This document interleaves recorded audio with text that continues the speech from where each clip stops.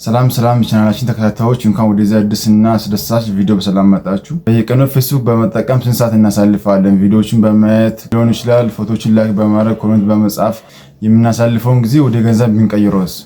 በኢትዮጵያ ውስጥ ሆነን በፌስቡክ አካውንታችን ወይም በፔጃችን አማካኝነት ገንዘብ መስራት እንችላለን። በዛሬው ቪዲዮአችን ፌስቡክ በኢትዮጵያ ውስጥ በምን መልኩ እንደሚከፍል በስቴፕ በስቴፕ አሳያችኋለሁ። ከዛ በፊት ለቻናላችን አዲስ ከሆናችሁ ቻናሉን ላይክ፣ ሰብስክራይብ በማድረግ ቤተሰብ ሁኑ። ቀጥታ ወደ ቪዲዮ። ዋና ገንዘብ መስሪያ መንገዶች። በመጀመሪያ በፌስቡክ ገንዘብ ለመስራት የግድ ትልቅ ኩባንያ አያስፈልጋችሁም።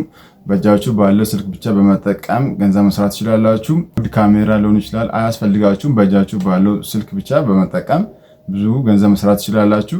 በግል አካውንታችሁም በፌስቡክ ፔጅ በመጠቀም ገንዘብ መስራት ትችላላችሁ። በፌስቡክ ላይ ገንዘብ ማግኘት የምንችልባቸው ዋና መንገዶች።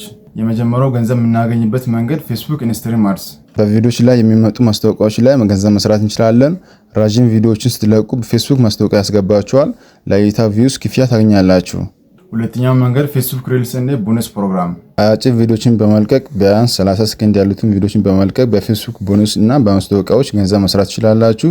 ፌስቡክ ሪልስ ማለት 30 ሰከንድ ያሉትን ቪዲዮዎችን ፖስት በማድረግ ገንዘብ መስራት ትችላላችሁ። ለምሳሌ ለቲክቶክ የለቀቃችሁን ቪዲዮዎችን በመጠቀም በፌስቡክ ላይ ፖስት በማድረግ ገንዘብ መስራት ትችላላችሁ። እንደዚህ በቀላሉ ለቲክቶክ የሰራችሁን ቪዲዮ ለፌስቡክ በመጠቀም ገንዘብ መስራት ትችላላችሁ።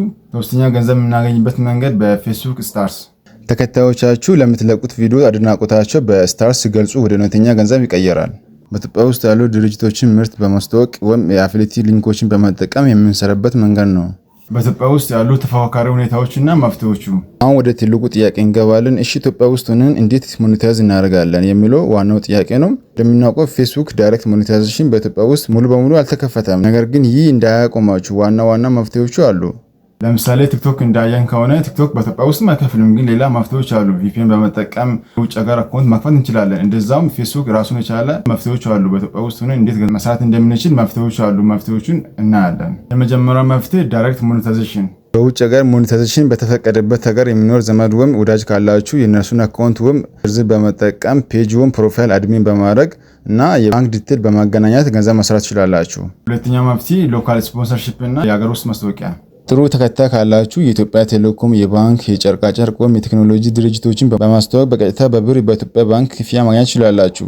በማስታወቂያ ለመስራት የግድ ብዙ ፎሎወር ያስፈልጋችኋል። ኮሚኒቲያችሁን ቢልድ ማድረግ አለባችሁ። በቴሌግራም ቻናል በመክፈት ሊሆን ይችላል። በፌስቡክም፣ በቲክቶክ፣ በዩቱብ በመሳሰሉ ሶሻል ሚዲያዎችን አካውንታችሁ በመክፈት ኮሚኒቲያችሁን ቢልድ በማድረግ እና ሜምበራችሁ ማሳደግ ትችላላችሁ። ሶስተኛው መፍትሄ አፊሊቲ ማርኬቲንግ። የሀገር ውስጥ ወይም የውጭ የኦንላይን ሱቆችን ምርት በፌስቡካችሁ አስተዋውቃችሁ የሚሸጠው እቃ ኮሚሽን ማግኘት ትችላላችሁ። ሌላኛው ነጥብ እንዴት አካውንታችሁ ማዘጋጀት አለባችሁ። ይህንን ለመጀመር ዛሬኑ አካውንታችሁ ማድረግ ያለባችሁ ነገሮች። የመጀመሪያ ስቴፕ ማድረግ አለባችሁ የግል አካውንታችሁ ወደ ፐርሰናል ሞድ መቀየር አለባችሁ። ተርን ኦን ፐርሰናል ሞድ መቀየር አለባችሁ። ሁለተኛው ስቴፕ ወጥ ሆነ ኮንተንት መስራት አለባችሁ። ለምሳሌ ቴክኖሎጂ፣ የምግብ አሰራር ሊሆን ይችላል፣ አስቂ ቪዲዮዎች ወይም ትምህርታዊ ነገሮች ሊሰሩ ትችላላችሁ። ከነዚህ ውስጥ አንዱን በመምረጥ እናንተ ከነዚህ ውስጥ የምትሰሩት ስለ አንድ ነገር መሆን አለባችሁ። ስለ ትምህርት የምትሰሩ ከሆነ ስለ ትምህርት ብቻ መስራት አለባችሁ። ስለ አስቂኝ ቀልዶች የምትሰሩ ከሆነ ስለ አስቂኝ ብቻ መስራት አለባችሁ።